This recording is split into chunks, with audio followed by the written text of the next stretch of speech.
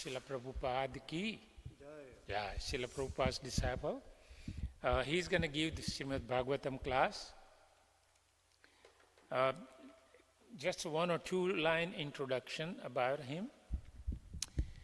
Like I said, he's a disciple of Srila Prabhupada, and he worked very closely with Tamal Krishna Goswami Maharaj and Jayanand Prabhu. So I have asked him to speak some about his experience and his pastime with both of them, and also the Bhagavatam class this morning.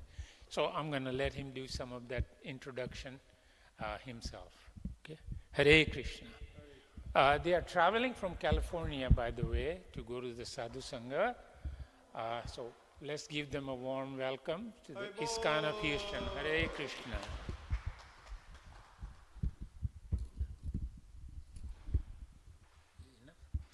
Let me get up here. Oh.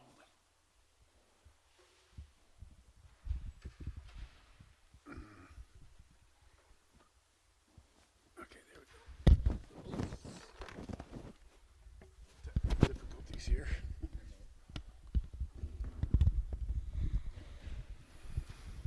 You tell me whether this is okay or not. Bring it out a little Do you closer. want to connect it to the monitor? No, it's okay. It's fine. I can adjust it from here. I think before I say anything about myself, I should sing the Jaya Radha Madhava prayers. Hare Krishna, thank you. Okay, here we go.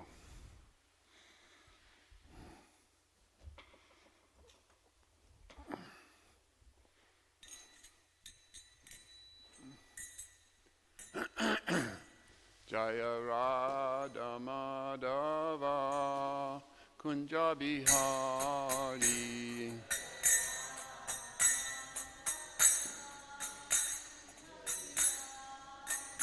Jaya Radha Madhava Kunja Bihari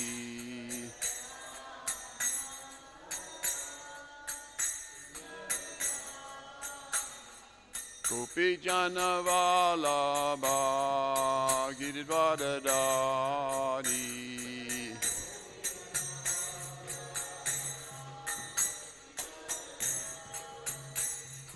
Gopi Jana Vallabha Giridvaradari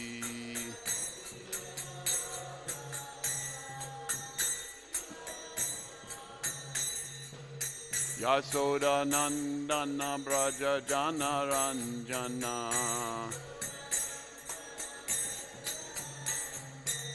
Yasoda Nandana Braja Jana Ranjana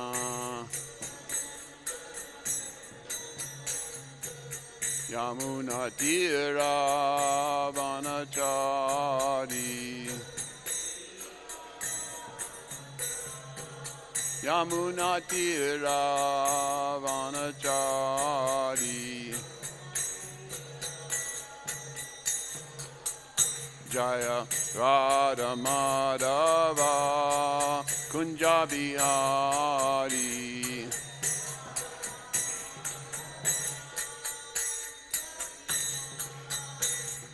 Gopi Jana Vallabha Giridvaradari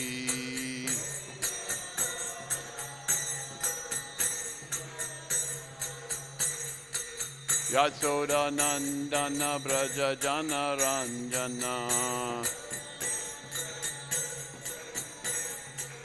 Yamuna Tira Vanachari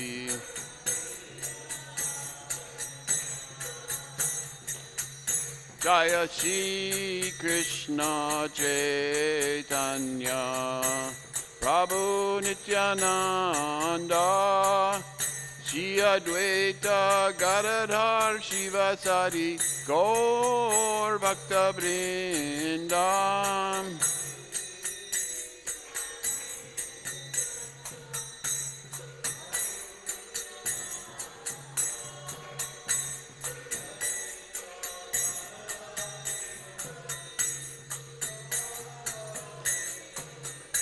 Jaya Shri Krishna Chaitanya Prabhu Nityananda Shri Advaita Gadadhar Shivasadi Gaur Bhakta Vrindam.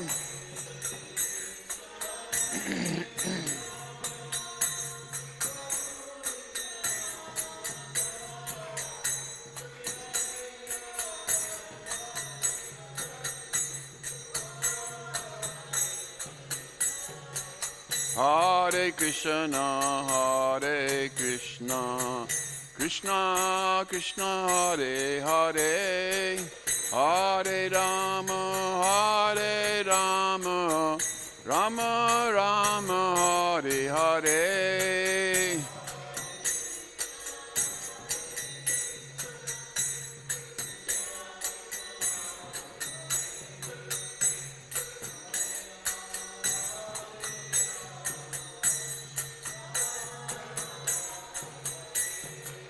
Hare Krishna, Hare Krishna, Krishna Krishna, Hare Hare, Hare Rama, Hare Rama, Rama Rama, Hare Hare.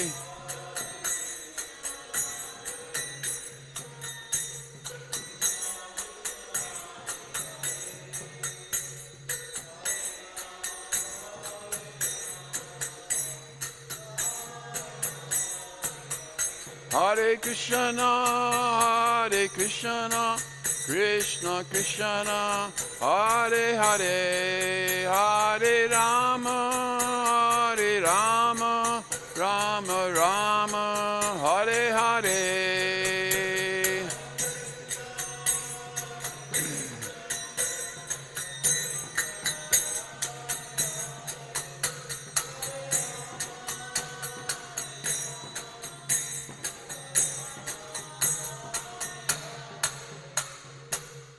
Jayam Vishnupad Paramahansa Parajakacarya Asto Saratara Sara Sri Srimad His Divine Grace A.C. Bhaktivedanta Swami Srila Prabhupada Ki Jai. ISKCON Founder Acharya His Divine Grace Bhaktivedanta Swami Ki Jai. Jayam Vishnupad Paramahansa Parajakacarya Asto Saratara Sara Sri Srimad His Divine Grace Bhakti Siddhanta Saraswati Thakur Ki Jai. Jayam Vishnupad Srila Jagannath Gorkha Das Babaji Maharaj Ki Jai. Jayam Vishnupad Srila Bhakti Vinod Thakur Ki Jai. Jayam Vishnupad Srila Jagannath Das Babaji Maharaj Ki Jai. Jai Shri Shri Radha Krishna Go Gopinath Sham Kun Radha Guru Govardhan Ki Jai. Mayapur Navadvip Dham Ki Jai. Tulsi Devi Bhakti Devi Ki Jai. Samaveda Bhakta Vrinda Ki Jai. All glories to the assembled devotees. All glories to the assembled devotees. All glories to the assembled devotees. All glories to Sri Sri Sri Guru and Sri Gauranga. Hari Hari Bol. Okay.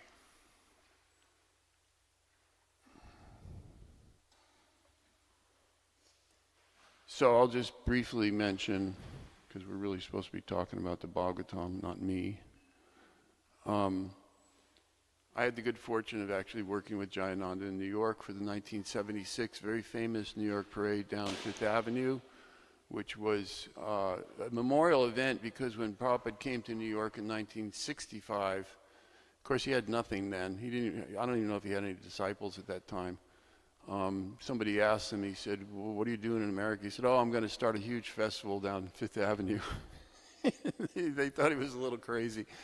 But he was looking into the future, and sure enough, 10 years later, we actually did that parade. It's all very well talked about, and I had a lot of association with Jayananda at that time. I won't go into all the details, but I got to know him very well, and then he became diagnosed with leukemia, had to leave New York, and Tamal Krishna Maharaj was actually very involved in the New York Temple, did a lot of things in New York.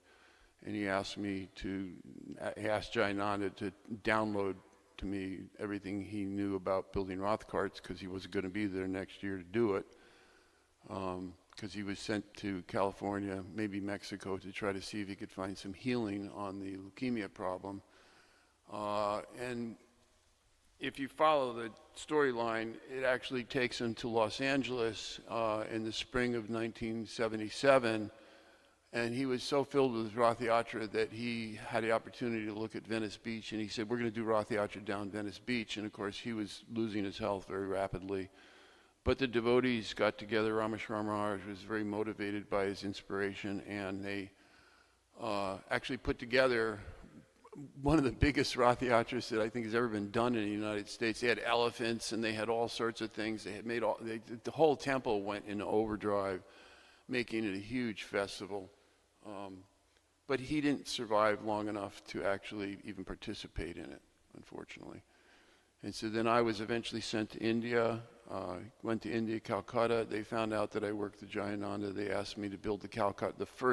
They had a small little kind of a bullock cart, Rath Yatra cart in Calcutta, I think in 1971. But by 1978, and actually in 1977, I rebuilt the carts that had to be taken apart to put into the garage in New York because there was no place to store a huge Rath cart in the middle of Manhattan.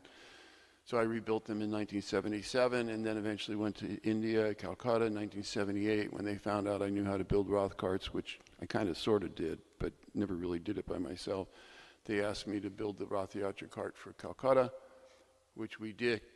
And there's all sorts of stories related to that. If you want to read the fiascos we had, the cart was fine until 10 million Bengalis started pulling it in all different directions. And there's a whole story involved with that. And it's on the Calcutta website. In fact, there's a very elaborate story I wrote. And then I eventually went to work with the Samadhi project in Vrindavan because Prabhupada had just left. This was 1978, I think it was, 1979. And helped get the Samadhi project going in Vrindavan. And then I eventually went to Bombay, built the Bombay Rath cart, which at that time was the tallest and biggest Rath cart in the movement. It was like 4 stories high. It was huge. And then I guess I had to leave India because the Indian government wanted me to get an extended visa, which I had to leave the country for. So Bhagavan actually asked me to come to Europe, and I went to London, and I had worked with him very closely on the Samadhi project. He was actually the one who was doing the majority of the funding back then. Europe was really kind of took over as far as the biggest source of book distribution and the funds, of course. And so I had a long relationship with him, and he had taken over Europe, and he wanted me to come to London to build the Rath cart for London. And of course, each one of these Rath carts, I kind of started realizing it's like these Rath carts. What we didn't want to do is what we did in New York was we made these big, huge carts, but we couldn't actually do much with them because they couldn't go anywhere other than in and out of the garage. So each generation of Rath carts, I made adjustments so they could shrink a little and fold in and collapse in such a way that we could actually put them on a truck and move them to a different city. So the first time I really did that in a successful way was in London, and then I eventually came to California. And worked with our legal department for a while, and eventually in Los Angeles, the original carts that Jayananda built were very big, and again, the same problem, because these were not collapsible carts. And if you know California and Venice Beach is a very high demand parking lot space because Venice Beach is Muscle Beach and everybody goes there as tourist track. So it's like $20 a parking lot if you want to park your car there for $20 a day. So figure out what it costs to park a Rath cart, which each Rath cart takes at least 2 cars wide and 3 cars long. So right there you've got at least 6 cars, or more like 9 cars, times 3 carts, which is 27 parking spots at $20 a spot, times 365 days a year. It's very expensive to park those carts on Venice Beach. So eventually the temple president sort of found out that I knew a little bit about this sort of thing, and we worked it out. And the first thing we did was I worked with a very close friend of mine who's become really sort of the master of Rath cart building, Ratnabhushan, in Los Angeles. He wanted to do a cart for the Martin Luther King Day parade. So he came up to my house and we sat down and we did some drawings, and he went down and he built a steel Rath cart, which he put into a horse trailer to go do the Martin Luther King Day parade. And then 2 or 3 years later, Vatsala, it's not Vatsala, Savas Prabhu realized, I mean, they were paying like $250,000 every 2 or 3 years just to park the Roth carts. And it was, in my opinion, it was like ridiculous. I think most people would agree with that. So we designed Roth carts I designed Roth carts that would go in and shrink front and back. Shrink in and shrink down, but shrinking front to back is a little more tricky because you got axles in there and wheels, but we designed a Roth cart that would shrink all 3 Roth carts, full-size Roth carts, basically 16 feet wide by 24 feet long and 35 feet high. All 3 of them fit into one 53-foot tractor-trailer truck, which is only 8 feet wide. And that's what we now have in Los Angeles, and it's working out very well. And so I think that's enough about talking about me. So we'll get on with the class here. Okay, hold on. So I've been told that we're doing text 19 and 20 of chapter 19 of the Srimad Bhagavatam, volume 1, canto 1. Not really sure. I mean, I'm perfectly happy to do that, but I'm not really sure why I'm doing 2 verses, because there is a purport to chapter 9 to text 19, but we'll see. Oh, by the way, what time does this class end? 8:30. So we got about 40.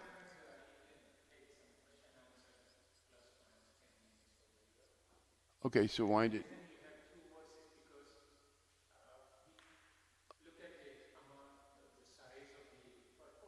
Okay.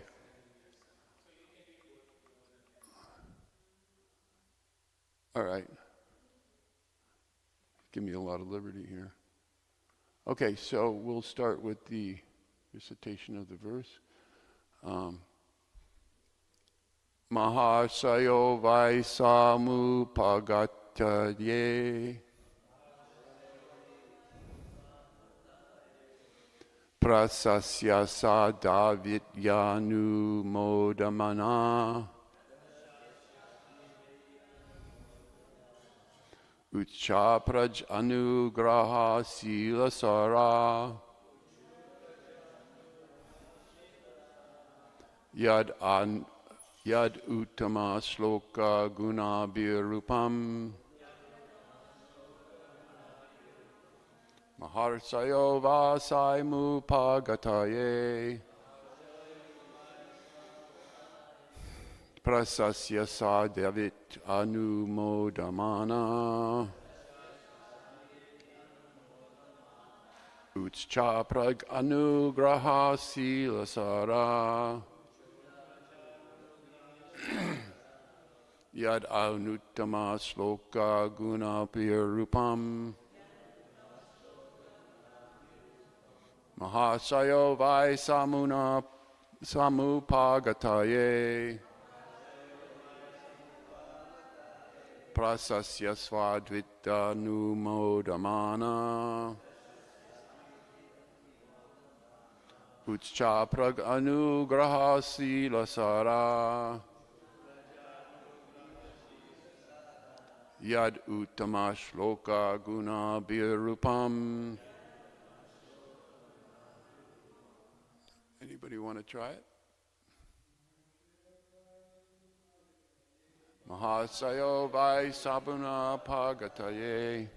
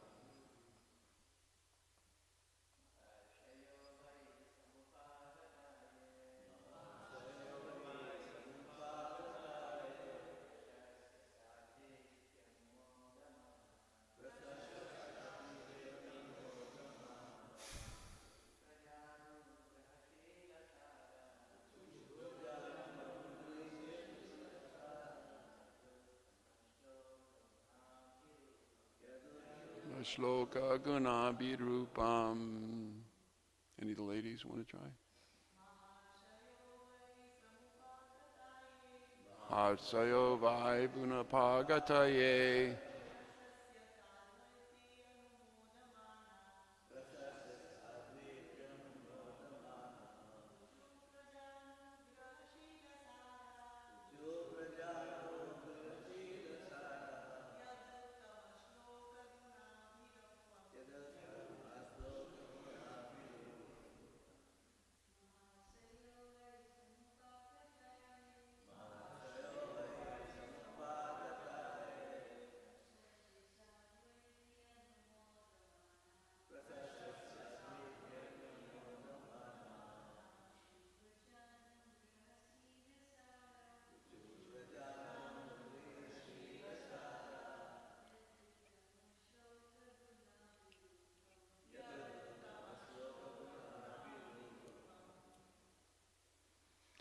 Okay, Mahashaya, the great sages, by, as a matter of course, Samupagata, assembled there.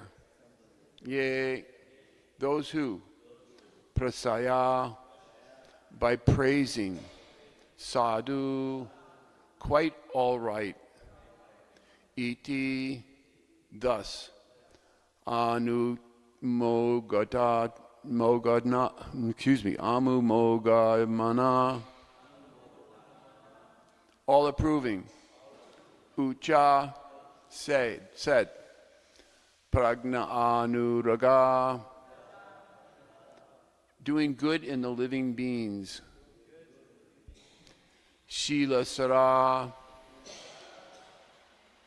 qualitatively powerful. Yet, because Uttama Shloka, one who is praised by selected poems, Guna Abhirupam, as beautiful as godly qualities. Okay. All the great sages who were assembled there also praised the decision of Maharaj Pariksit. And they expressed their approval by saying, very good. Naturally, the sages are inclined to do good to common men, for they have all the qualitative powers of the Supreme Lord. Therefore, they were very much pleased to see Maharaj Pariksit, a devotee of the Lord, and they spoke as follows. So we can all repeat it after me, so we all hear it nicely. All the great sages who are assembled there also praised the decision of Maharaj Pariksit. And they expressed their approval by saying, very good. Naturally, the sages are inclined to do good to common men, for they have all the qualitative powers of the Supreme Lord. Therefore, they were very much pleased to see Maharaj Pariksit, and a devotee of the Lord, and they spoke as follows. Okay, here's the purport by His Divine Grace A.C. Bhaktivedanta Swami Srila Prabhupada. The natural beauty of a living being is enhanced by rising up to the platform of devotional service. Maharaj Pariksit was absorbed in attachment for Lord Krishna. Seeing this, the great sages assembled were very pleased, and they expressed their approval by saying, very good. Such sages are naturally inclined to do good to the common man. And when they see a personality like Maharaj Pariksit advance in devotional service, their pleasure knows no bounds, and they offer all blessings in their power. The devotional service of the Lord is so auspicious that all demigods, all sages, and the Lord himself become pleased with the devotees. And therefore, the devotee finds everything auspicious. All inauspicious matters are removed from the path of progressive devotion. Meeting all the great sages at the time of death was certainly auspicious for Maharaj Parikshit, and thus he was blessed by the so-called curse of a Brahmin's boy. Okay, here we go.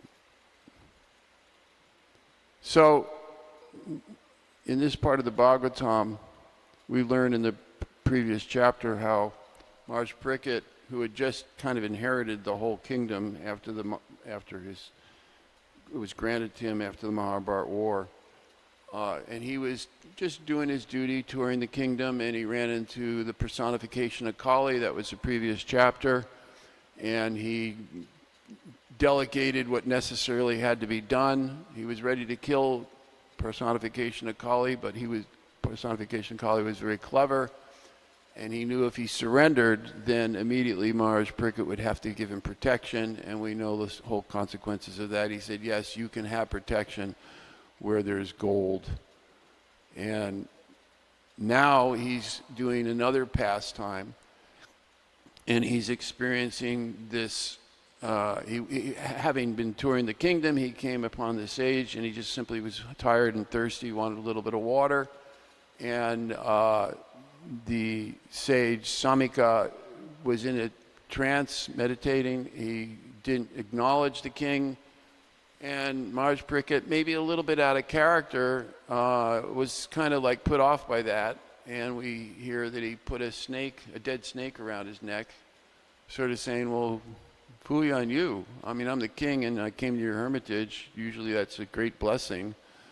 And I think I can safely characterize he was maybe a little out of character. He got a little bit upset about the fact. And we can sort of understand that too.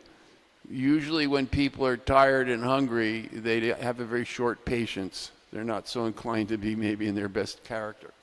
So that's kind of where we're at in this part of the Bhagavatam. But as a extraordinary individual, something that Maharaj Parikshit did, which I don't think I see a whole lot of it in today's world, is almost as soon as he did this, as soon as he left the hermitage, he started having regrets about what he did. He was actually doing something I think is always very healthy for us to always do in our interactions with others, is to go over it and say, did I handle that properly? There's so much conflict in the world today. And I think if people just simply took the time to consider what their role is in a conflict, sometimes we maybe can learn from that and say, well, next time I'm in a situation, I go to a sage's quarters and I'm hungry and thirsty and he doesn't give me anything, I don't think I'll put that snake around his neck. And we know that his son, Shringi, was even more extraordinarily offensive and inappropriate, being, as I think it's safe to say, a typical teenager, very proud about his father, and you can't do that to my dad and get away with it. But apparently he was actually such a realized sage in his own, even though he's very young, he had the power to curse Maharaj Parikshit, which he did. And it wasn't just kind of like, go home and cry. It's like, no, go home and die. And he cursed that he would die in 7 days.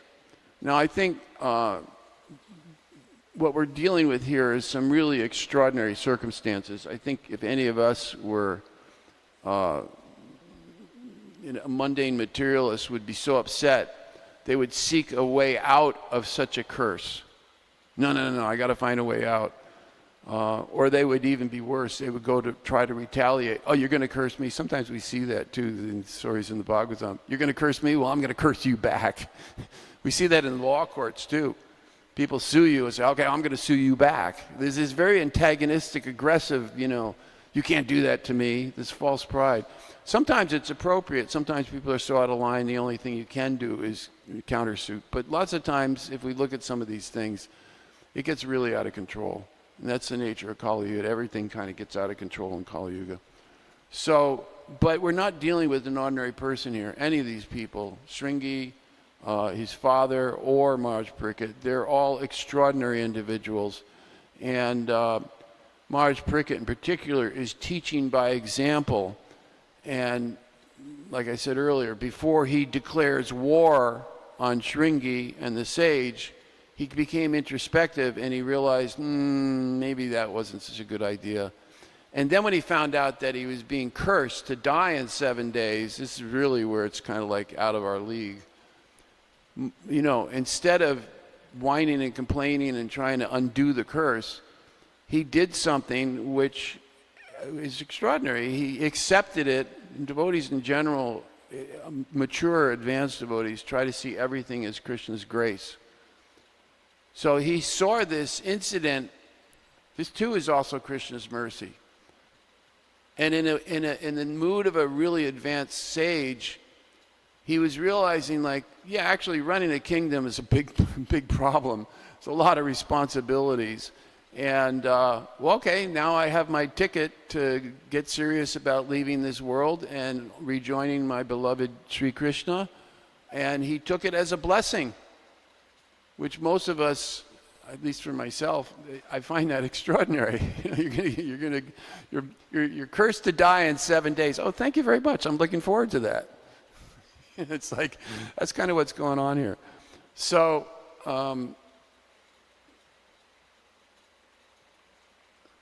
Prickett reevaluated the initial reactions toward Rishi Samika because of hunger and thirst.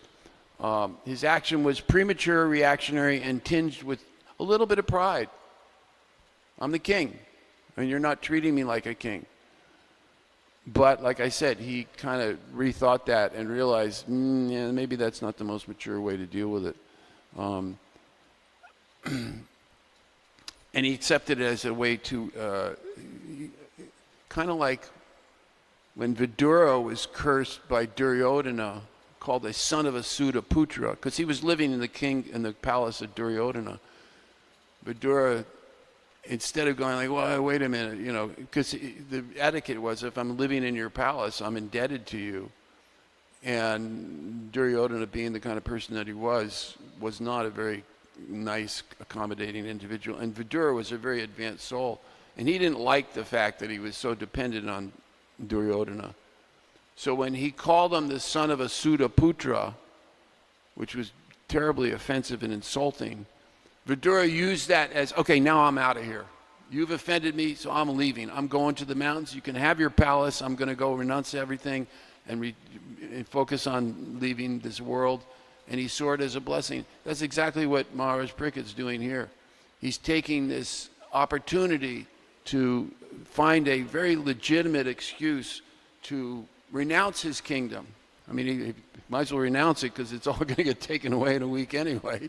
So now I have a week to prepare. It's like going to the hospital and finding you have cancer. They say, okay, you better get your business in order because you're not going to be around a whole lot longer. So that's kind of what Maharaj Prickett's doing. And he's seeing it as a great blessing. So it's interesting because there's a verse in the Gita that goes, Yad Richa Labda Santushto Dvantva Vita Vimatsara Sama Siddva Asiddhya Cha Kripani Na Nibadyate. He was satisfied with gain which comes of its own accord. This isn't exactly a gain, but from Maharaj Prickett's point of view, he's accepting it as a gain. And it's coming of its own accord. It's like he didn't actually want this to happen. He certainly wasn't expecting it to happen. He wasn't going out looking for it. So he's accepting it as gain which comes of its own accord, who is freed from duality, who does not envy, who is steady in both success and failure, is never entangled, although performing activities. That's a verse right from chapter 4 of the Bhagavad Gita, text 22. So that things that come of our own accord, we accept it. In some cases, in this case, it's not necessarily a good thing, but he's also accepting this as Krishna's mercy. It's just coming without expectation.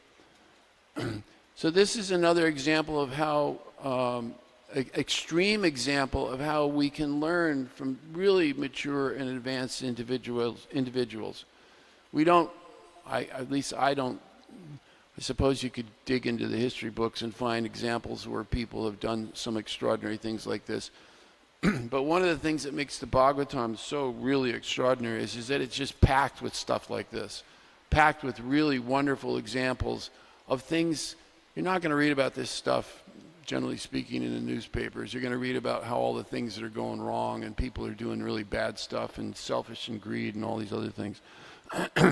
So, who has, I mean, just like Arjuna on the battlefield of Kurukshetra, he was put in a situation when people whine and complain, oh, I lost my job, oh, my car got crashed, oh, I got thrown out of my apartment. It's like, yeah, but you don't have anything compared to what Arjuna had to deal with. He was told to go out and fight his own relative, his teachers, his cousins, everybody who was very dear to him.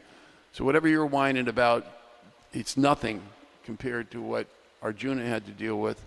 And the reason why Krishna put it in that situation, because one of the underlying messages of the Bhagavad Gita is that you have to do your duty, whether you like it or not, whether you're getting told to do something that you're really not happy with. Who has a problem as bad as what Arjuna had? I mean, it's just beyond our comprehension. Yet he did it anyway. At the end of the Bhagavad Gita, I'm a soul surrendered unto you. Please advise me. I will do, it took him, 45 minutes to hear Krishna explain what we're doing in this material world. And he was illuminated, and he got over his grief. In the beginning of Bhagavad Gita, he's throwing his bow down. It's like calling the police and saying, sorry, we don't feel like coming. It's like, yeah, no, you have to come. That's your job. In fact, during the first Desert Storm, after the Vietnam War, we actually see a real example of this in our own society.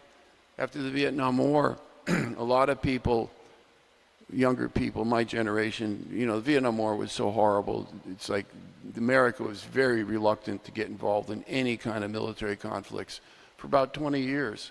So people joined the military thinking like, oh, it's an easy job. Just go out and march around in the field and do war games, and it's nothing really that serious. Until they did Desert Storm, and they were all called up, and they went to go deal with Iraq, I think it was. And a lot of people said, well, I didn't sign up for that. It's like, well, yeah, you did. You joined the military. It's just they didn't ask you to do very much for 20 years. So this is a case of you did, and your duty is, you've been inscripted into the military, your duty is to go do what you're ordered to do. Jai Jai Srila Radha Madhava, Neela Madhava, Kornitai, Giriraj. Okay. So, anyhow, so we have this extraordinary situation. And what's really extraordinary about it, in fact, a verse from just the previous verses, actually it's from the previous chapter, really, devotees sometimes memorize this verse because it's very inspiring and it's something worth remembering. And this is, the verse is in here because it's explaining very clearly exactly what Maharaj Pariksit is doing. And it goes like this: the devotees of the Lord are so forbearing that even though they are defamed, cheated, cursed, disturbed, neglected, I mean, there's a laundry list right there for you, or even killed, they are never inclined to avenge themselves. I mean, try to let that really sink in. When you get upset with somebody, you cut me off, or whatever it is. Get behind me. I'm like I said, hunger and thirst tend to drive people a little cuckoo. We see that when we're fasting all day and then there's a big feast at the end of the day. Sometimes devotees don't always act in the most favorable way. But this is and what to speak, I won't go on the other details. We all know what's going on in different aspects of our international society. But if we really adopted this, the devotees of the Lord are so forbearing. Forbearing means you put up with it. They say forgiveness is you drop it even though you have every right to be upset. That's kind of what it means, forgiveness. I have every right to go over there and knock your lights out. I'm not going to do that because I'm forbearing, even though they are defamed. I know I've experienced it. We've probably all experienced it. Somebody says something about us, and that's not true. And you want to go rushing in there and start swinging and saying, no, that's not what happened. Let me straighten it out. Forbearing means, okay, just let it go. I'm probably worse in other ways. That's the way a devotee thinks. Even though they're defamed, cheated. You get cheated. Cursed. We've all experienced these things in our life, which is disturbing. And we get neglected. What about me? What about me? What about me? Or even killed. They're never inclined to avenge themselves. In fact, we have some extreme examples of that in our movement. I won't go into the details, but people who are accused of really horrible, horrible things about Srila Prabhupada. And I know many of those people in many of those situations. And they actually adopted this. They were defamed and cursed, and horrible things were said about them. Tamal Krishna Maharaj, I'm sure a lot of you are aware of the fact, some people really said some very horrible things about him. But he was forbearing. He didn't necessarily get vengeful. And those are the signs of a really advanced soul. Because the people are attached and entangled in the material world, it's too, they start thinking that, no, my pride, my personification, my personality is so important to me.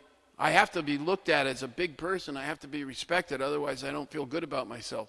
But that's not really the mood of a devotee. Devotee's mood is like, no. Krishna is all the attention, not me. I'm just a little tiny, hopefully a little tiny piece of the puzzle doing my little devotional service. That's my understanding, at least. So many become entrenched in their own pride and the pursuit of mundane praise. We see that all the time. In fact, we can ask ourselves, how do you measure your success in the mundane world, and what is it that you do to try to get that praise, which we hear here, to very good. Somebody says very good. So we see people dedicate their whole lives to become great, successful athletes or musicians.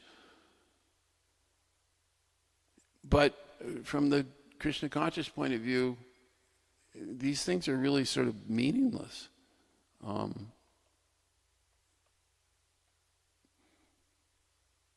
If we're chasing after that sort of attention, I think we've sort of missed the target. It's not really what the purpose of life is.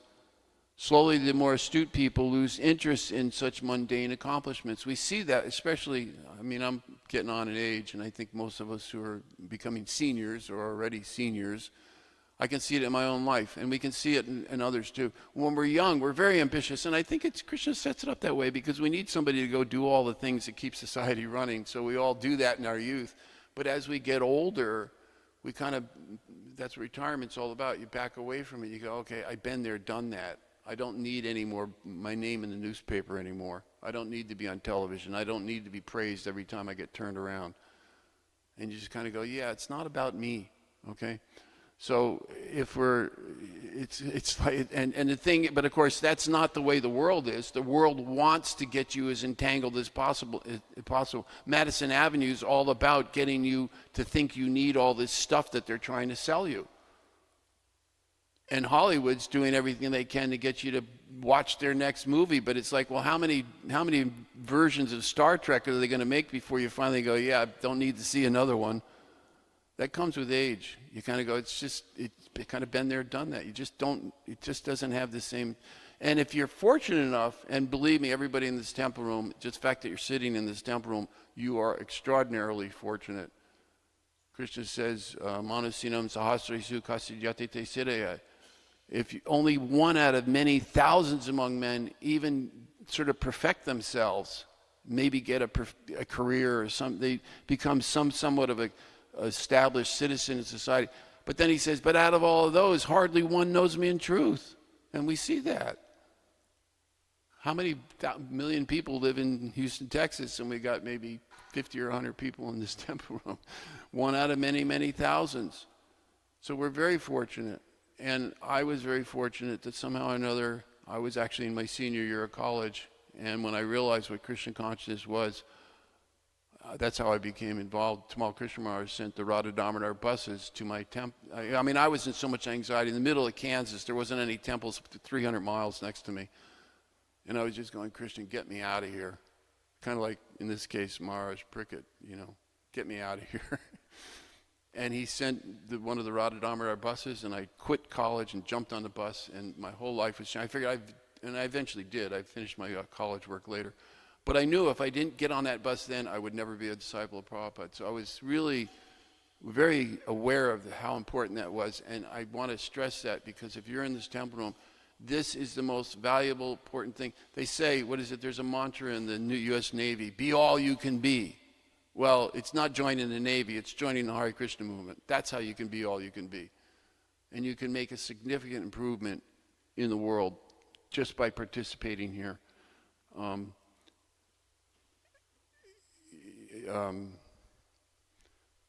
Sometimes I ask people, I can ask it here now, what actually was the reason, what was the most important reason Prabhupada created the Hare Krishna movement? Does anybody want to venture a guess? There's a lot of good answers, but I'm looking for specifically one really thoughtful answer. So why did Prabhupada create the Hare Krishna movement? Does anybody want to venture an answer? The what? Okay, that's my wife. But that's not the right answer. Like I said, there's a lot of good answers, but I'm looking for one. When you hear it, you're going to, oh, wow. Go ahead, Mataji. That's also a very good answer. Like I said, there's a lot of good answers here, but there's one that really drives it home. Does anybody else want to try?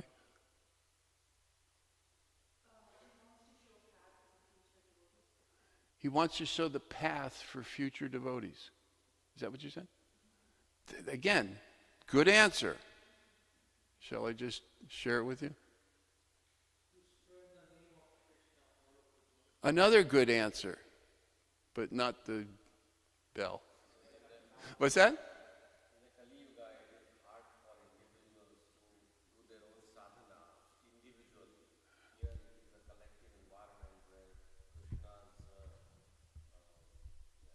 Yeah, a place to practice Krishna consciousness, association of devotees. Very, very good answer. Anybody else you want to try?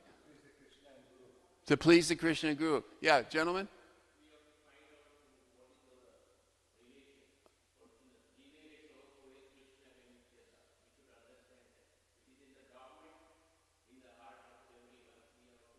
So, I'm not sure if I heard it all, but basically to revive Krishna within the heart, something like that?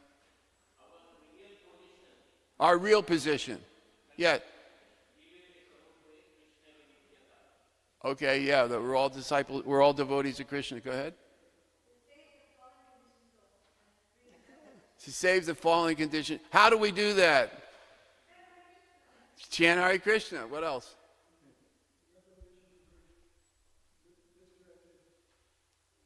Revolution, to redirect society in the proper. How do we do that? The answer is right there. I'm tormenting you guys. Prabhupada said the purpose of this movement is to create Brahmins. Because without Brahmins, there's no heads of society. And without the head of society, society is what we have today. It's all over the place. The purpose of this movement was to create Brahmins. And he came to the world of malechas and meat eaters and silly things. I was raised, my parents are actually very good, but I was raised in the Gullivers, what do they call it? Not Gullivers. I mean, all the stupid TV shows. I didn't know anything. I was just doing what everybody was doing in America and taught to eat meat and everything was fine. But Prabhupada came and somehow or another I had that window of opportunity to realize this is not doing me or anybody else any good. Did you want to say something? Brahmins means leaders. The 4 caste systems, there's Brahmin, Kshatriya, Vaishya, Sudras. So Prabhupada said there are no Brahmins, even in India. Well, there's some of it in India to a certain extent, but we know that the caste Brahmins, they haven't quite gotten it. And with all due respect to the Indian community, they're very valuable. They're doing so much for us. But what I see a lot of the times is the generic Indian community gets a little bit too sidetracked with karmakanda and doing all the rituals and stuff. But they don't actually have the taste of bhakti. Because bhakti is, bhakti tu ananyaya saktya. Krishna says, only by undivided devotional service can I be understood as I'm standing before you now. Only in this way can you enter into the mysteries of my understanding. You can't, my understanding of the karmakanda process is to bring you to the point of total surrender. Even to the point where then karmakanda, okay, it's there, but that's not the essential element. The essential element is Are you trying to spread Lord Chaitanya's movement? Because that's the only thing that's going to really rectify the world. Okay, I guess I'm kind of running out of time here. I'm told that we need to stop at 8:30 and give space for questions and any comments. Or I can keep talking till 8:30. Huh? We keep going. Does anybody have any comments or questions they'd like to share? But the point I'm trying to express is that, I mean, I'm a classical, typical, I don't want to say typical disciple of Prabhupada because I'm probably not very high on that list, but typical Westerner who somehow or another, I guess according to the Bhagavad Gita, it says the reason why I was attracted to Krishna consciousness is probably because I did something useful in my last life. The unsuccessful yogi will become automatically attracted to the yoga principles, even without seeking them. And when I look at and also because my wife and I preach in a very small town in about an hour and a half north of Los Angeles. It's a very kind of snooty, upbeat town called Ojai, California, next to Santa Barbara and Ventura. And we go out every weekend, and she has a book table, and I do a little bit of kirtan. And it's just extraordinary how many people, and also it happens, I call Ojai as kind of like California's version of Sedona, which is known as the New Age refuge of the world, at least in the United States. All the New Age people go out there. And as some of you are probably familiar with, the New Age movement is basically trying to create heaven on earth without God. They'll do everything except for acknowledge God. Hug trees and follow stars and burn candles and wear crystals, and they'll do everything they can think of to somehow or another feel like they're going to make the world a better place. Go to protests, all these people doing protests. I'm saying, how do you think your protest is going to change anything?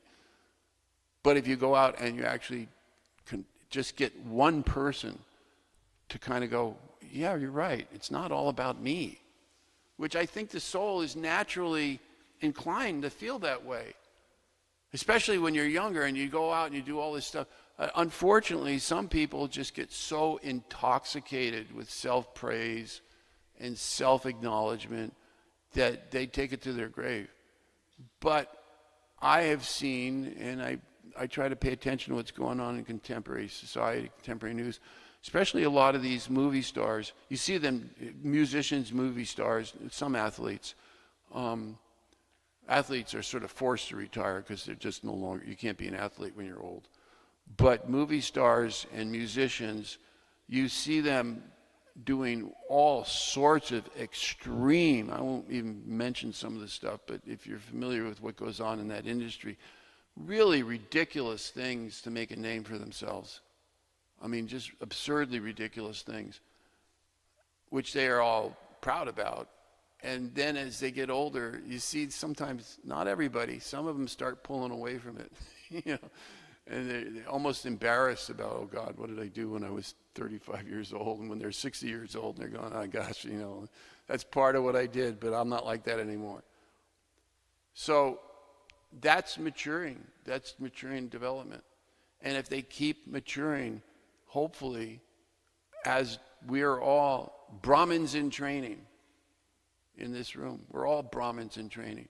We're not going to be perfect the first time, but what is it Lord Chaitanya said, Krishna Upadesh, go out and everybody you meet, everybody you see, somehow or another try to teach them about the Bhagavad Gita or the Srimad Bhagavatam, because those two books, Bhaktisiddhanta said, if every book in the world that was ever printed were completely destroyed and no longer available, there'd be absolutely no loss as long as we had the Bhagavatam.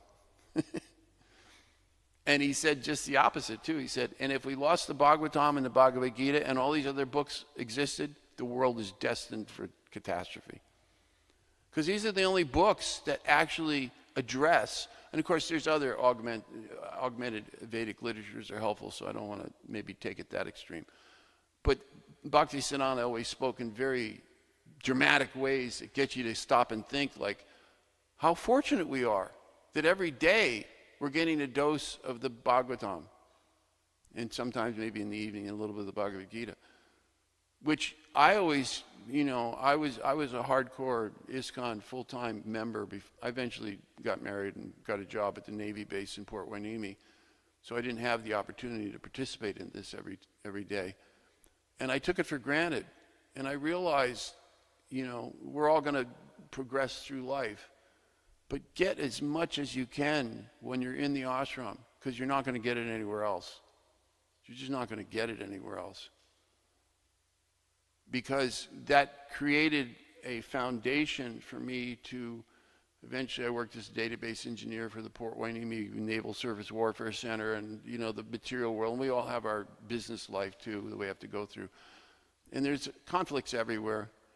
Krishna says in the Bhagavad Gita, every endeavor is covered by some sort of fault. So that's true with the devotees, and definitely true with non-devotees, because they don't have this introspective element that we're talking about today. Whereas Maharaj Pariksit had the introspective element of, maybe I didn't handle that so well. So these are, and I had to deal with, and also politics are the reason why the material world is the way it is because, as Prabhupada said, we're not really meant to be here. And all of us in this material world have the conditioning of originally not wanting to do what Krishna wanted us to do. And that opens the door for all sorts of chaos, which is another way of saying politics is everywhere. Don't think you can run away from it and go to an island. If you're on an island by yourself, you're going to have politics with the animals who are going to be eating all your food. You can't get away from it. That's the nature of the material world. What to speak of if you're working in an intense work environment, you're going to be dealing with all sorts of stuff, and it's always going to come up when you least expect it or when you have to deal with it and you don't want to. So I can definitely say that because I had 10 years of really strong Krishna conscious training, I was able to deal with a lot of the nonsense that I had to deal with. I mean, even though I did computer programming, a lot of the other colleagues that I dealt with, they identified as computer programmers. No, I didn't identify. I identified as a devotee. I'm here just to make a wage, so I go do Krishna consciousness. So when they made offensive comments, which is being referred to in that verse I just said, and they were insulting me, it's like, go ahead, I'm not a computer programmer. You don't even know who I am. I'm a devotee of Krishna. I'm taking your money, and I'm going to go home and preach Krishna consciousness after I get out of this meeting. And it created a buffer, a genuine buffer that really was like almost a shield, like we see in the Bhagavatam. Okay, so it's 8:30. I don't know how strict we are about ending, but go ahead. Devotees don't always have, most devotees have a mixture of qualities. They're not all Brahminical qualities. So, how, like Prabhupada, I heard that he wanted to establish Varnashram at the end. He taught, for many years, he's talked about we have to have be Brahmins, but I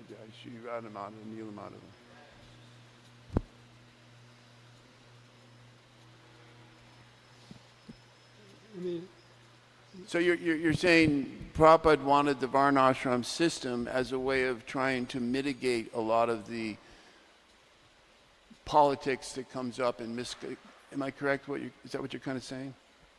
yeah, I'm just saying that most devotees are a mixture of qualities. They're not all Brahmins. Some of them have passion, and so they The modes of nature. But how do you reconcile creating Brahmins and Varnashram? I mean, the emphasis. Yes, Prabhupada definitely wanted to train Brahmins, and I believe what he's saying is he also wanted to establish the Varnashram system, which basically means the concept of working farms and kind of redirecting society more to... Prabhupada said real wealth isn't buying bitcoins. Definitely not buying bitcoins. Real wealth is not establishing closets full of gold and fancy clothes and fancy cars and all that other stuff. Real wealth, does everybody know this? What is real wealth? Grains? Yes. An acre of land and a cow. That's real wealth. You can't eat bitcoins. And who knows whether there'll be any at the end of the week. I mean, everything else is an artificial society. So he really wanted to establish the Varnashram system. And I believe Shivram Swami is doing very much an extraordinary version of that in Romania, or where, I'm not sure where he's, Hungary, okay. And it sounds like here we have a farm not too far away from where I was told yesterday, where you're starting to see to that. And Prabhupada confided in some of his senior disciples that that was one of the, I don't want to say he was terribly regretful of it, but he was hoping he would be able to establish that. Fortunately, he got the Sankirtan movement going, and he established so many temples, and that was a foundation. But it's on our head to take it to the next level. And he also said that the farms and the Varnashram farms that we built, he said in the future, and it's the way the world's going right now, the future is not that far into the future, that when the society finally does collapse, the whole financial, economical situation goes into chaos, people will be showing up at our farms by the thousands, wanting refuge from this world. I don't want to be I'm not a doomsdayer. I'm just sharing what Prabhupada said. That, and it, I mean, we can sort of see it. Everything is slowly, little by little, right in front of our very eyes, deteriorating. And at any moment, you know, who knows, some crazy politician's going to do some crazy thing and everything's going to go really bad, really fast. So that's the urgency for us to try to establish the farms as a place where we have real wealth. We got goshalas, and we got land for grains, and we can eat, and we can worship Krishna. And what else do you need? Really, think about it. You don't need that motorcycle. You don't need that fancy dress. A nice sari is fancy enough. Actually, saris are the most beautiful dress, in my opinion. Did you want to share something? Yeah, just in the relation to the question you had asked, one thought came to me late. There's a nice book put out by the GBC, our founder Acharya, Srila Prabhupada founder Acharya, and establishing his position. Maybe you've read it, but in there it describes that the instructions similar to what Srila Prabhupada received from His Divine Grace Bhaktisiddhanta Saraswati Prabhupada to go to the West and preach. Yeah. Similarly, that same potency is coming down to the instruction from Srila Prabhupada to become Vaishnavas and feel for the suffering of all humanity, or for all entities. And I think that falls in a similar vein of what you're emphasizing of become Brahmanas. But yeah, because the Brahman's the only one who really can end the suffering and give the illumination. I know there's verses that explain, give me enough time and I'll think of one. What is it, the story of, I was searching for broken glass and I got diamonds. I'm not doing a good job of that, but the thing is, what is it? Dhruva, yeah, Dhruva, that's right, okay. Yeah, I mean, he's out there trying to get on his father's lap, okay? Again, when you're a young kid, you know, these are important things. I got to get on my father's lap. And he spent, a good portion of his youth worshiping the Supreme Lord. Even Narada Muni somebody said to him, yeah, well, good luck with that. But he was so determined, he actually showed up and he said, okay, what do you want? And he realized, Prabhupada gives it, I think, a story about a lady who's trying to carry, in India, you know, you have to go out every morning to get your sticks in order to burn your fire to have your meal, your breakfast. So they go out foraging in the forest to find whatever sticks they can find, which isn't really very easy because everybody else is doing the same thing, and only so many sticks break every day. So it's like rough life. And so she finally got the sticks, and she's bringing them home, and then something happens, and she trips, and the sticks fall all over the place. And Narayan is so compassionate, he shows up and he says, well, how can I help you? And she says, just put the sticks back on my head. He's going like, yeah, well, we could do a little better than that. But that's because we become so entangled and so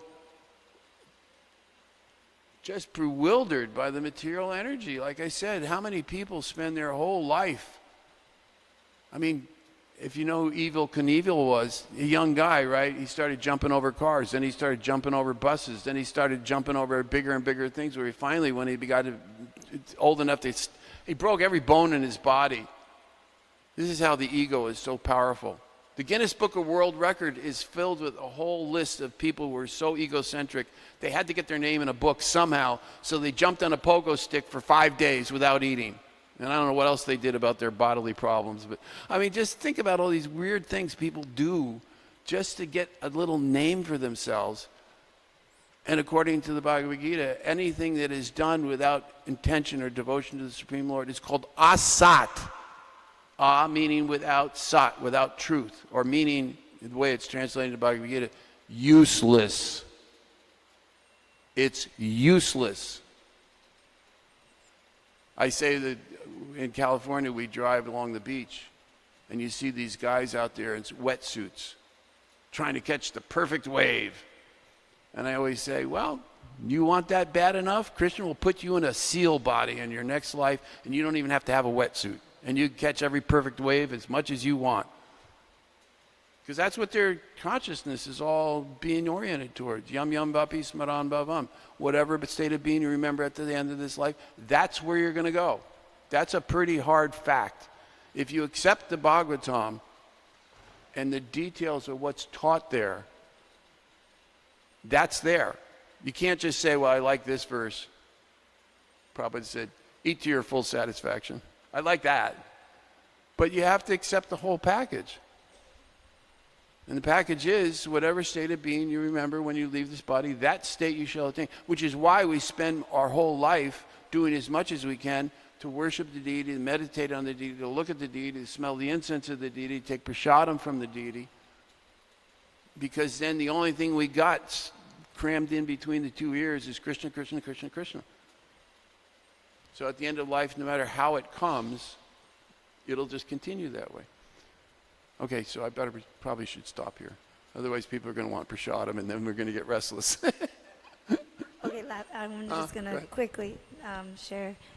Thank you for the class. It was really interesting. So many things, like the cart and how you figured out a good solution, and then so many good points about forbearance and just having... Yeah, so many good points you made. So, but one thing I wanted to say is just like how you were talking about those soldiers in the Navy, I think the Navy, or those soldiers that were, just having kind of a practice, and then finally they ended up going to Iraq. Yeah, Desert Storm. What? So I heard this class years ago, was Hridayananda Maharaj talking to youth, and he was talking about how if you're just practicing Krishna consciousness and not preaching, it's kind of like just practicing a game.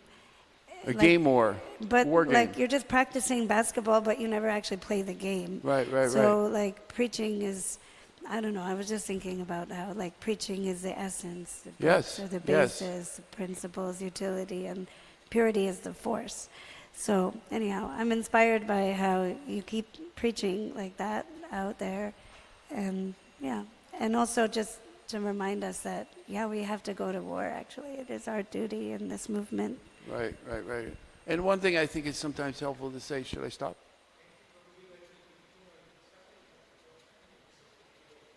Well, they have, I just want to make a quick comment regarding what you said.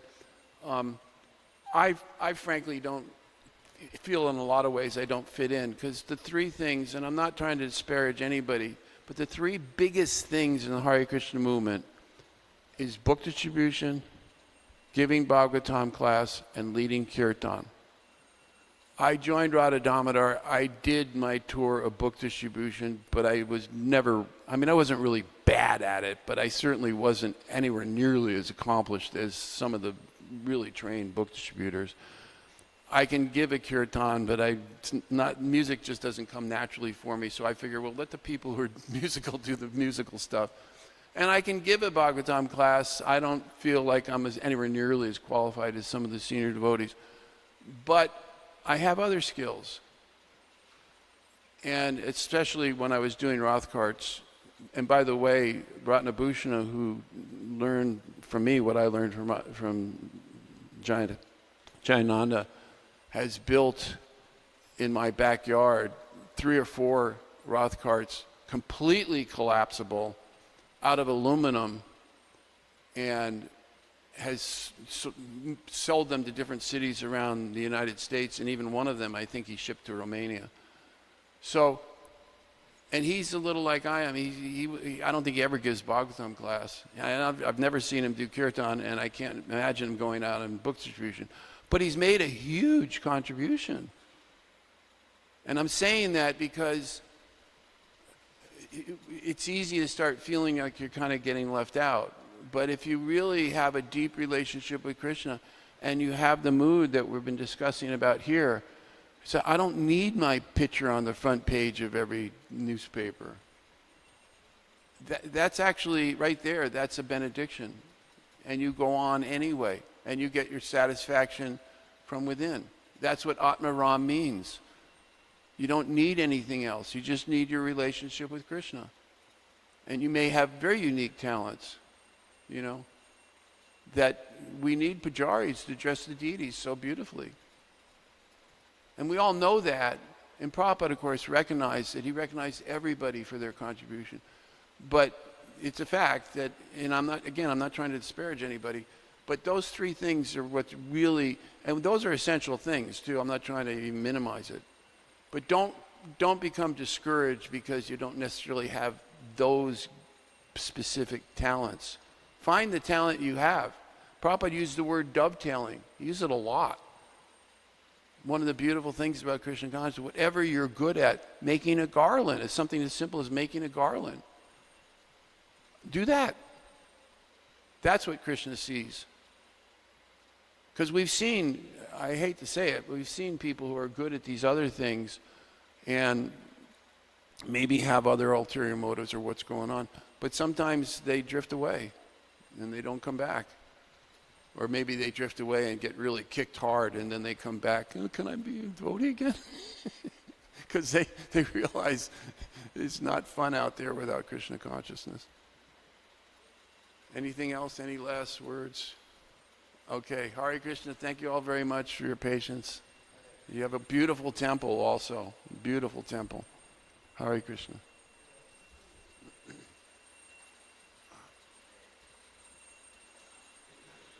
Okay, thank you. Thank you so much. Okay.